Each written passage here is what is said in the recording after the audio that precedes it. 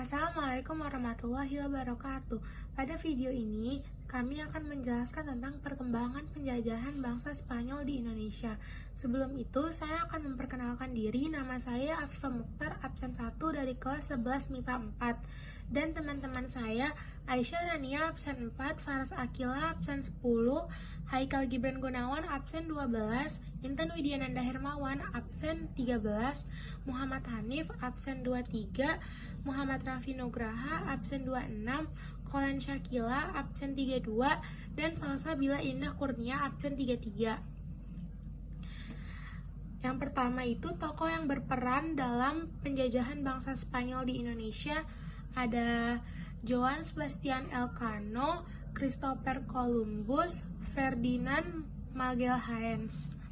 Yang kedua itu latar belakang datangnya bangsa Spanyol ke Indonesia. Tujuan kedatangan Spanyol ke Nusantara tentu tidak berbeda jauh dengan bangsa Portugis, seperti menyebarkan agama Nasrani, mencari kejayaan dan kekayaan, serta menemukan wilayah kekuasaan atas tanah atau wilayah jajahan yang subur dan menghasilkan bagi bangsa Eropa. Bangsa Spanyol datang ke Indonesia tepatnya di Maluku pada 8 November 1521, dipimpin oleh kapten yang bernama Joan Sebastian Elcano. Jadi, tujuan kedatangannya bangsa Spanyol ke Indonesia tidak berbeda jauh dengan tujuan kedatangannya Portugis ke Indonesia. Pertama kali Spanyol datang ke Indonesia yaitu di Maluku. Kedatangannya tidak disukai oleh bangsa Portugis karena pada saat itu bangsa Portugis sedang mengatasi perlawanan dengan rakyat pribumi. Kedatangan Spanyol dianggap mengganggu Portugis untuk memonopoli perdagangan di wilayah Eropa. Walaupun usahanya belum sesuai harapan karena perlawanan dari penduduk Maluku. Kedatangan Spanyol dianggap melanggar perjanjian Portugis dengan Maluku. Maluku dibagi menjadi dua, yaitu Ternate dan Tidore. Ternate dipegang oleh Portugis dan Tidore dipegang oleh Spanyol. Adanya pertentangan dan perlawanan antara Spanyol dan Portugis yang diselesaikan dengan perundingan Saragossa pada tahun 1529. Perundingan Saragossa itu berisi kesepakatan Spanyol dengan Portugis. Pada slide selanjutnya, saya Rania akan membahas tentang perkembangan penjajahan Spanyol ke Nusantara. Pada tahun 1521, bangsa Spanyol untuk pertama kalinya mendarat di Tidore dan kemudian dia bersinggah di Bacan dan Jailolo. Mereka tergabung dalam ekspedisi Magalhaens del Cano. Kedatangan bangsa Spanyol disambut baik oleh rakyat setempat yang saat itu sedang bersengketa dengan bangsa Portugis. Bagi Portugis, kehadiran Spanyol merupakan pelanggaran atas hak monopolinya. Akibatnya, timbullah persaingan antara Portugis dan Spanyol. Persaingan tersebut sejalan dengan pertentangan antara Sultan Tidore dan Sultan Ternate. Sultan Ternate bersekutu dengan Portugis, sedangkan Sultan Tidore bersekutu dengan Spanyol. Puncaknya, Portugis dan Spanyol menempuh jalan perundingan yang dilaksanakan di Saragossa, Spanyol pada 1529. Perjanjian Saragossa ditandatangani oleh Raja John III dan Kaisar Charles V. Perjanjian Saragossa atau Perjanjian Zaragoza adalah perjanjian yang menentukan kegiatan bagian timur Spanyol dan Maluku Selatan dengan 297,5 marine leagues atau 17 derajat timur Kepulauan Maluku. Karena kesuburan tanahnya, gudang kopi Manado dan Minahasa digunakan Spanyol untuk penanaman kopi yang berasal dari Amerika Selatan untuk dipasarkan ke daratan Cina. Manado dijadikan sebagai pusat niaga bagi pedagang Cina yang memasarkan kopi ke daratan Cina. Para pedagang Cina merintis pengembangan gudang kopi yang kemudian menjadi daerah pecinan dan pemukiman. Para pendatang dari daratan Cina berbaur dan berasimilasi dengan masyarakat pedalaman hingga terbentuk masyarakat pluralistik di Manado dan Minahasa bersama turunan Spanyol, Portugis, dan Belanda. Pada tahun 1563, Portugis melakukan pendekatan mengirim misi Katolik ke tanah Manado dan Minahasa dan mengembangkan agama dan pendidikan Katolik. Lomba adu pengaruh di Laut Sulawesi antara Minahasa dan Ternate, ada dua pulau kecil bernama Mayu dan Tafure. Kemudian, kedua pulau tadi dijadikan pelabuhan transit oleh pelaut Minahasa. Waktu itu, terjadi persaingan Portugis dan Spanyol, di mana Spanyol merebut kedua pulau tersebut. Pandai asal Tombulu yang menjadi raja di pulau itu lari dengan armada perahunya kembali ke Minahasa. Tapi karena musim angin barat lalu terdampar di Gorontalo. Anak lelaki Pandai bernama Potangka melanjutkan perjalanan dan tiba di Ratahan dan diangkat menjadi panglima perang untuk melawan penyerang dari Mongondo di wilayah itu. Tahun 1570, Portugis dan Spanyol bersekongkol membunuh Raja Ternate sehingga membuat keributan besar di Ternate. Ketika itu, banyak pedagang Islam Ternate dan Tidore lari ke Ratahan. Perjuangan Minahasa melawan Spanyol. Pada tahun 1644 sampai dengan 1683, suku Tonsawang dipimpin oleh seorang ratu yang bernama Ratu Oki. Menurut legenda dari suku Tonsawang, Ratu Oki merupakan wanita yang sangat cantik dan sangat berwibawa, sehingga disegani pada zaman kejayaannya itu. Waktu itu terjadi perang yang hebat antara anak suku Tombatu yang biasanya disebut Tondanau atau Tonsawang dengan para orang Spanyol. Perang itu dipicu karena ketidaksengajaan anak suku Tombatu terhadap orang Spanyol yang ingin menguasai perdagangan terutama terhadap komoditi beras yang kala itu merupakan hasil bumi andalan warga Kali. Di samping itu, kemarahan juga diakibatkan karena kejahatan orang Spanyol terhadap warga setempat, terutama kepada perempuannya. Contohnya diperkosa. Perang itu telah mengakibatkan tewasnya 40 tentara Spanyol di Kali dan Batu. Dan naasnya, di pihak anak suku Tombatu telah mengakibatkan tewasnya Panglima Monde yang tak lain adalah suaminya Ratu Oki bersama 9 orang tentaranya.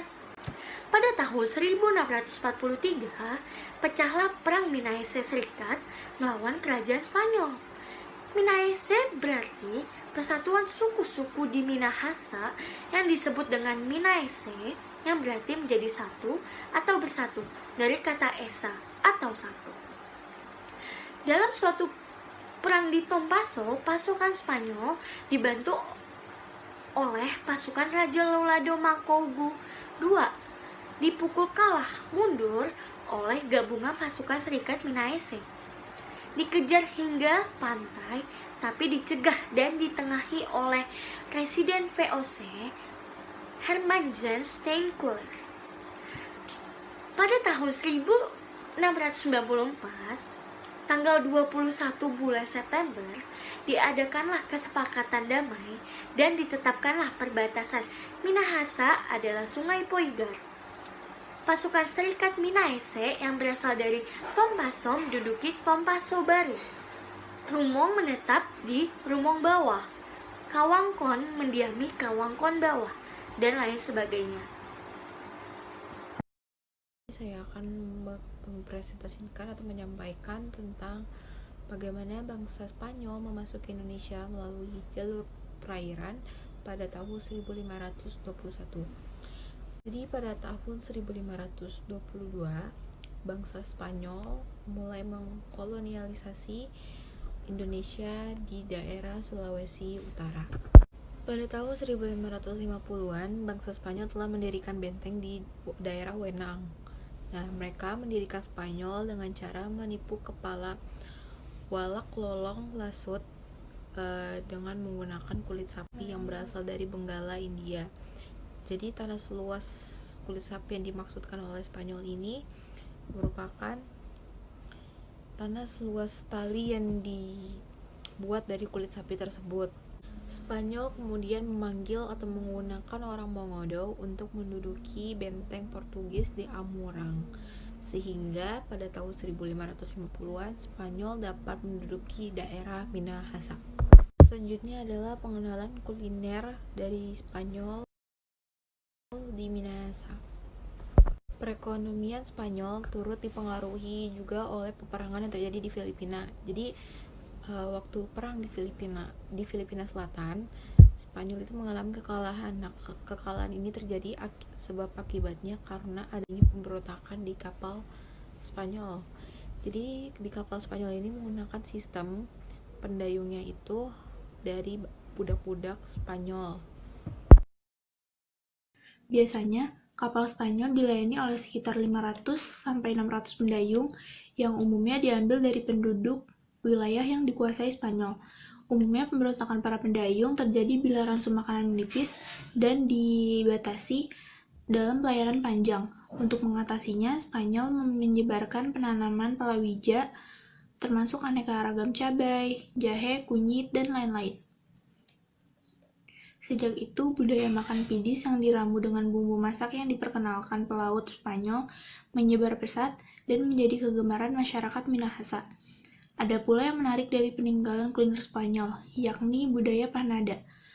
Kue ini juga berasal dari penduduk Amerika Latin yang dibawa oleh Spanyol melalui jalur Pasifik. Bedanya, adonan panada diisi dengan daging sapi atau domba, sedangkan panada khas Minahasa diisi dengan ikan. Pergerakan mengusir penjajahan lawan Spanyol. Minahasa juga pernah berperang dengan Spanyol yang dimulai tahun 1617 dan berakhir tahun 1645. Perang ini dipicu oleh ketidakadilan Spanyol terhadap orang-orang Minahasa, terutama dalam hal perdagangan beras yang merupakan komoditi utama waktu itu. Perang terbuka terjadi pada tahun 1644 sampai 1646. Akhir dari perang itu adalah kekalahan total Spanyol sehingga berhasil diusir oleh para warane atau kesatria-kesatria Minahasa. Dampak Spanyol bagi ekonomi Indonesia Utara. Diplomasi para pemimpin pemerintah Walak mendekati Belanda berhasil mengusir Spanyol dari Minahasa. Namun, konsekuensi yang harus dialami adalah rintisan jalur niaga laut di Pasifik hasil rintisan Spanyol sejak abad ke-17 terhenti dan mempengaruhi perekonomian Sulawesi Utara. Sebab jalur niaga ini sangat bermanfaat bagi penyebaran komoditi ekspor ke Pasifik. Sejak itu pun pelabuhan Manado menjadi sepi dan tidak berkembang yang turut mempengaruhi perkembangan kawasan Indonesia bagian timur hingga Pasifik Barat Daya. Di lain pihak, pelabuhan Manado hanya menjadi persinggahan jalur niaga dari selatan berpusat di Surabaya Tanjung Priok yang dibangun oleh Belanda sejak abad ke-18 ke Asia Timur melalui lintasan Selat Makassar. Itu pun hanya digunakan musiman saat Laut Cina Selatan tidak dilanda gelombang ganas bagi kapal-kapal. Sedangkan semua jalur niaga Asia Timur dipusatkan melalui Laut Cina Selatan, Selat Malaka, Samudra Hindia, Tanjung Harapan Atlantik Utara yang merupakan pusat perdagangan dunia. Sebagai akibatnya, kegiatan hubungan ekonomi di seputar Laut Sulawesi secara langsung dengan dunia luar praktis terlantar. Karena penyaluran semua komoditi di seluruh gugusan Nusantara melulu diatur oleh Batavia yang mengendalikan semua jaringan tata niaga di bawah kebijakan satu pintu. Penekanan ini membawa derita berkepanjangan bagi kegiatan usaha penduduk pedalaman Minahasa. Ya, saya Haikal Gibran. Saya akan melanjutkan presentasi dari Raffi. Hasil dari Perjanjian Saragossa. Bumi terbagi menjadi dua pengaruh, yaitu pengaruh Spanyol dan Portugis. Wilayah Spanyol membentang dari Meksiko ke barat ke pulau-pulau dan Filipina. Portugis membentang dari Brazil ke timur ke pulau-pulau Maluku. Daerah di sebelah barat garis Saragossa merupakan kontrol Portugis. Sejarah Perjanjian Saragossa. Sejarah negosiasi Saragossa yang disebabkan oleh perselisihan Spanyol dan Portugis di wilayah Maluku ini disebabkan oleh kedua pihak yang ingin memonopoli perdagangan rempah di wilayah Maluku. Pada 1521 Masehi, Spanyol memulai ekspedisi dan tiba di Tidore. Kedatangan orang-orang Spanyol ke Tidore adalah awal dari konflik dengan Portugis di Maluku. Kedatangan Spanyol dan Portugal di Maluku keduanya menuduh bahwa telah terjadi pelanggaran perjanjian bahwa Spanyol dan Portugal sebelumnya telah membuat perjanjian yang disebut Perjanjian Tordesillas. Nah, apa sih Perjanjian Tordesillas itu? Perjanjian Tordesillas adalah suatu perjanjian yang ditandatangani di Tordesillas di Spanyol pada tanggal 7 Juni 1494 yang membagi dunia di luar Eropa menjadi duopoli eksklusif antara Spanyol dan Portugal sepanjang suatu meridian 1550 km. Nah, mengapa sih hanya Spanyol dan Portugal saja yang berhak mendapatkan hak eksklusif atas wilayah dunia di luar Eropa? Alasan pertama, seperti yang telah disebutkan sebelumnya, bahwa Spanyol dan Portugis adalah kerajaan Katolik terbesar pada saat itu.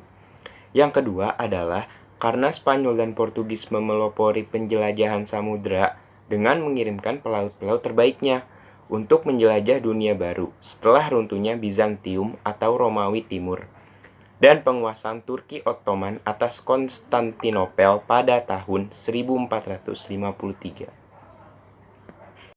Nah, maka dari itu, untuk menyelesaikan dakwaan timbal balik atas pelanggaran perjanjian Tordesillas, sebuah perjanjian baru dibentuk untuk menyelesaikan perselisihan.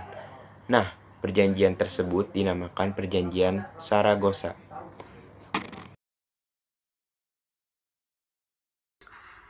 Setiap tindakan pasti memiliki tujuan tertentu. Baik tujuan itu memberi keuntungan kepada kedua belah pihak ataupun hanya satu pihak saja yang diuntungkan. Tujuan dari Perjanjian Saragossa adalah agar negara kedua belah pihak, yaitu Spanyol dan Portugis, tidak bersaing terhadap kerajaan dan koloni yang mereka perebutkan.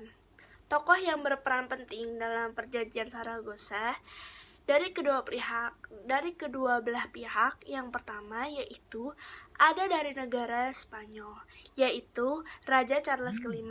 Saat itu dia menjabat sebagai Raja Kerajaan Spanyol. Yang kedua ada dari negara Portugis, yaitu Raja John. Dia saat itu juga menjabat sebagai raja dari Kerajaan Portugis. Kedua pemimpin negara tersebut menandatangani Perjanjian Saragossa tersebut.